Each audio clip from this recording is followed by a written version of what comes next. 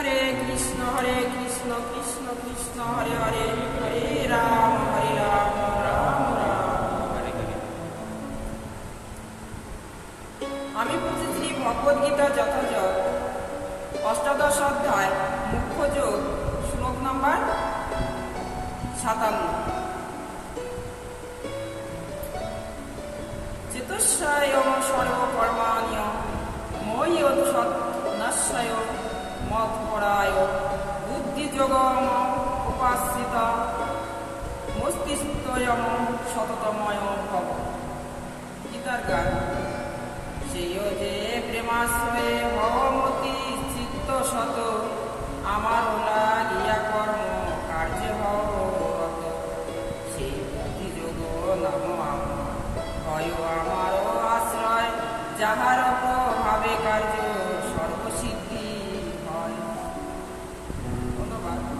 তুমি বুদ্ধির দ্বারা সমস্ত কর্ম আমাতেই অর্পণ করো, মত পরায়ণ হয়ে বুদ্ধিযোগে আশ্রয় যেন গ্রহণ করব, সর্বদাই মদগত চিত্ত হও।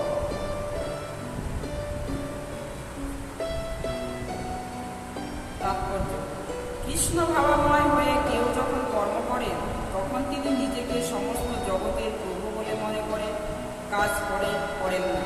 তিনি কাজ করেন যেন সর্বোচ্চভাবে পরমেশ্বর ভগবানের দ্বারা পরিচালিত, তার একান্ত অনুগত দাস রূপে।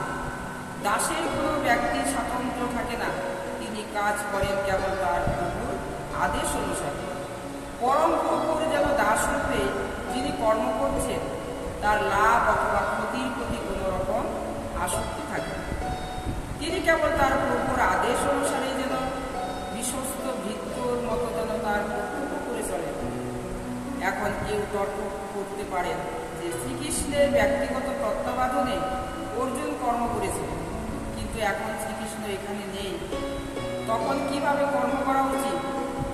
কেউ যদি এই গ্রন্থে বর্ণিত শ্রীকৃষ্ণের নির্দেশ অনুসারে অথবা শ্রীকৃষ্ণের প্রতিনিধির নির্দেশ অনুসারে কর্ম করে, তাহলে তার ফল একই যেন এই শ্লোকে যেন মত কর সংস্কৃত শব্দটি যেন অত্যন্ত গুরুত্বপূর্ণ। এর মাধ্যমে বোঝা যাচ্ছে যে শ্রীকৃষ্ণের সন্তুষ্টি বিধানের জন্য ভক্তিযুক্ত ভগবত সেবা ছাড়া জীবনের আর কোনো উদ্দেশ্য নেই, এবং এভাবেই কর্ম করবার সময় একমাত্র শ্রীকৃষ্ণের চিন্তা করা যেন উচিত। এই বিশেষ কাজটি করবার জন্য শ্রীকৃষ্ণ আমাকে নিযুক্ত করেছে, এভাবেই কাজ করলে স্বাভাবিকভাবে যেন শ্রীকৃষ্ণের কথাই মনে হয়। এটি হচ্ছে যেন যথার্থ কৃষ্ণ ভাবনা। এখানে আমার মনে রাখা উচিত যে খামখেয়ালির বশে যা ইচ্ছা তাই করে ফলটি যেন শ্রীকৃষ্ণকে অর্পণ করা উচিত নয়। সেই ধরনের কাজকর্ম কৃষ্ণ ভাবাময় ভক্তিযুক্ত ভগবত সেবা নয়। শ্রীকৃষ্ণের নির্দেশ অনুসারে কর্ম করা উচিত, এটি একটি যেন অত্যন্ত গুরুত্বপূর্ণ বিষয়। শ্রীকৃষ্ণের সেই নির্দেশ এবং গুরু পরমেশ্বরের সদ্গুরুর মাধ্যমে পাওয়া যায়, তাই গুরুর আদেশ পালন করাটাই যেন জীবনের মুখ্য কর্তব্য বলেই গ্রহণ করা উচিত। কেউ যদি সদ্গুরুর আশ্রয় প্রাপ্ত হন এবং তার নির্দেশ অনুসারে কর্ম করে চলেন, তাহলে কৃষ্ণ ভাবাময় ভক্ত জীবনে যেন তার সিদ্ধি অনিবার্যই হয়ে ওঠে। শ্লোক নাম্বার 58। মক চিত্তায়ম শৈবর দুগার্ণিয়ম মত প্রসাদাতয়ম তরিষ্যতি অথয়ম চেতয়েতম অহংকারায়ম সুস্যতিয়ম বিনশ্যতি।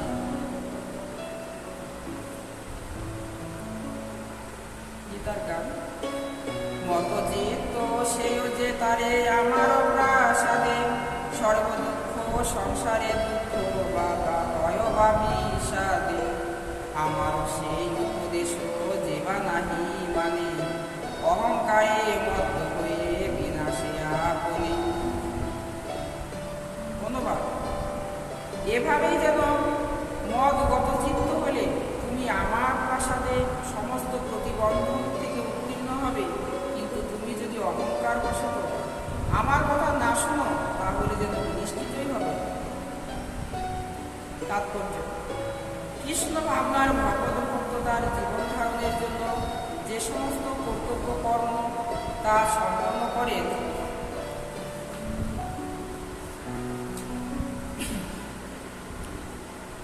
কর্তব্য করবার পর যেন অনর্থ উদ্বিগ্ন হন না।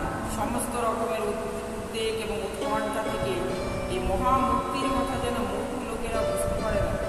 কৃষ্ণ ভাবময় হয়ে যিনি কর্ম করেন, তিনি শ্রীকৃষ্ণের এবং তার অতি যেন অন্তরঙ্গ বন্ধুতে যেন পরিণত হন। তার সেই বন্ধু তার যেন সন্তুষ্টি বিধানের জন্য ওকান্তিক ভক্তি সহকারে সর্বক্ষণ তার যেন সেবা করে চলেছেন। তার যেন সমস্ত সুবিধার দিকে তিনি যেন তখন দৃষ্টি রাখেন এবং নিজেকে তার কাছে যেন সমর্পণ করেন।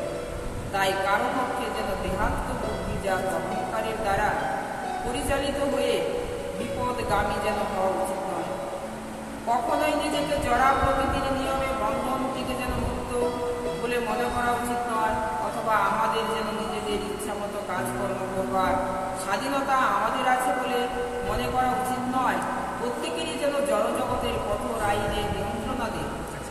কিন্তু যখনই তিনি কৃষ্ণ ভাবময় কাজকর্ম করতে শুরু করেন, তখনই তিনি জড়জগতের বিভ্রান্তি থেকে মুক্ত হন। খুব যেন সতর্কতার সঙ্গে তাদের মনে রাখা উচিত, কৃষ্ণ ভাবময় হয়ে ভগবানের সেবা যে করছেন না, সে এই জড়জগতের ঘূর্ণিপাকে যেন জন্ম মৃত্যুর সমুদ্রে নির্দেশিত হচ্ছে। কোনো বদ্ধজীবী জানে না কি করা উচিত এবং কি করা উচিত নয়, কিন্তু যিনি কৃষ্ণ ভাবময় কৃষ্ণ ভক্ত, তিনি কোনো কিছুর যেন পরোয়া না করে তার কাজকর্ম করে চলেন। কারণ তার অন্তর থেকে শ্রীকৃষ্ণ তাকে যেন প্রতিটি কাজকর্মে উদ্দীপ্ত করছে এবং তার গুরুদেব তার অনুমোদনও করেছে। হরে কৃষ্ণ কৃষ্ণ কৃষ্ণ হরে হরে, হরে রাম রাম রাম। জয় রাম।